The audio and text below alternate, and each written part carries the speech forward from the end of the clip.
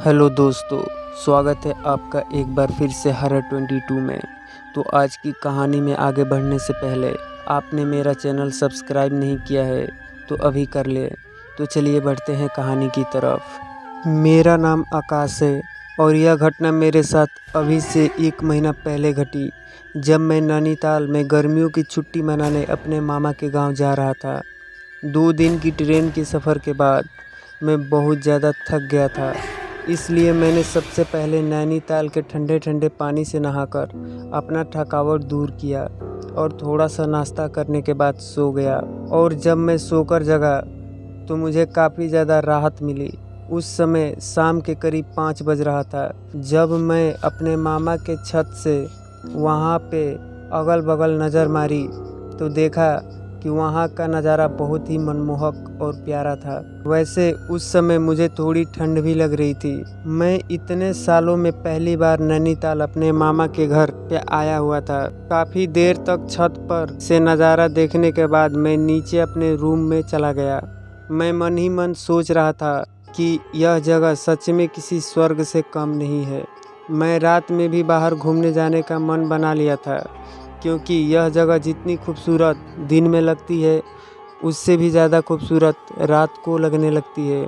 ऐसा मेरे मामा ने मुझे फ़ोन पर बताया था। ऐसे ही टाइम पास करते हुए रात के 9 बज गया। फिर हम सभी ने एक साथ रात का खाना खाया और सभी अपने अपने कमरे में जाकर सो गए। उसके बाद मैं धीरे से अपना दरवाज़ा खोलकर घर से बाहर निकला और अपने मन में यह सोचते हुए आगे बढ़ा कि थोड़ी ही दूरी घूमकर लौट आऊँगा। उस समय हल्की हल्की बर्फ़ भी पड़ रही थी। मैंने देखा कि रोड के किनारे लाइट जल रही है। वह नज़ारा बेहद सुंदर के साथ साथ डरावना भी लग रहा था।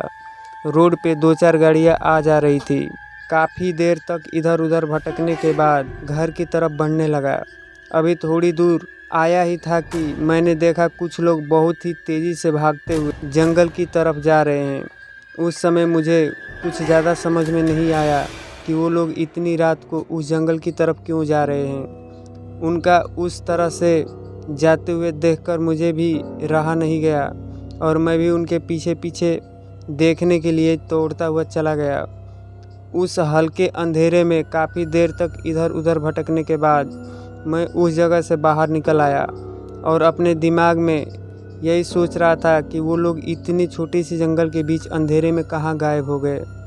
ऐसे सोचते हुए आगे बढ़ ही रहा था कि एक लड़की फटे कपड़ों की हालत में रोड के किनारे रोते हुए जा रही थी। वहाँ रोड के किनारे बस नाम की रोशनी पहुँच रही थी। मैं दौड़कर उस लड़की के पास गया और बहुत ही शांत स्वभाव और आदरपूर्वक उस लड़की से पूछा, हेलो बहन, क्या हुआ, आप रो क्यों रही हो और तुम्हारे ये कपड़े कैसे फट गए। मैं उस समय इस बात से अनजान था कि मैं क्या कर रहा हूँ। उस लड़की ने कोई जवाब नहीं दिया और रोती हुई आगे की तरफ बढ़ी जा रही थी। उस समय जब मैं अपने मोबाइल में टाइम देखा तो रात के करीब 11:30 हो चुका था। मुझे घर भी जाने की जल्दी थी, क्योंकि घर का दरवाज़ा खुला छोड़कर इतनी रात को घूमने के लिए आया हुआ था।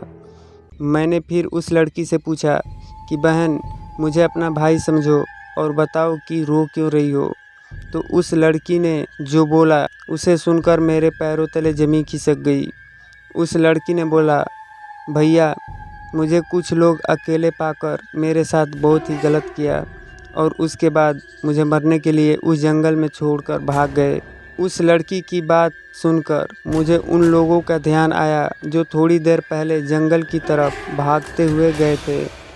मैं गुस्से से उन लोगों के बारे में उस लड़की से पूछने लगा तो उस लड़की ने बताया कि भैया, आप परेशान न हो, उन लोगों को सज़ा मिल चुकी है, मैंने उन लोगों को मार दिया। उसके बाद मैंने उससे फिर पूछा, आप अकेले इतने लोगों को कैसे मार सकते हो। तो उस लड़की ने जो कहा उसे सुनकर मैं बहुत ज़्यादा डर गया। उसने बताया कि मैं एक आत्मा हूँ और मैं मर चुकी हूँ और मुझे उनको मारने में कोई ज़्यादा परेशानी नहीं हुई। फिर मैंने पूछा कि अभी थोड़ी देर पहले कुछ लोग भागते हुए इस जंगल की तरफ जा रहे थे, वो कौन थे। तो इस पर उस लड़की ने कहा कि वो भी उन्हीं लोगों के जैसे थे, इसलिए उनको भी उनकी गलती की सज़ा मिल गई। मैं अब डरने लगा था तो उस लड़की ने कहा कि आप डरो मत, आपने मुझे अपना बहन कहा है, आप घर जाओ। उसके बाद मैं जैसे तैसे घर चला आया और पूरी रात उस लड़की के बारे में सोचता रहा। और जब सुबह हुई तो सब कुछ पहले जैसे नॉर्मल हो गया। दोस्तों, प्यार में इतनी ताकत होती है कि वो दुश्मन को भी अपना दोस्त बना दे। तो दोस्तों, आज की कहानी कैसी लगी कमेंट में एक बार ज़रूर बताना। और अगर आप लोगों के पास भी कोई कहानी है तो मेरे इंस्टाग्राम पे शेयर ज़रूर कर देना। लिंक आपको डिस्क्रिप्शन बॉक्स में मिल जाएगा। तो मिलते हैं किसी और नई कहानी के साथ वापस। तब तक के लिए टेक केयर।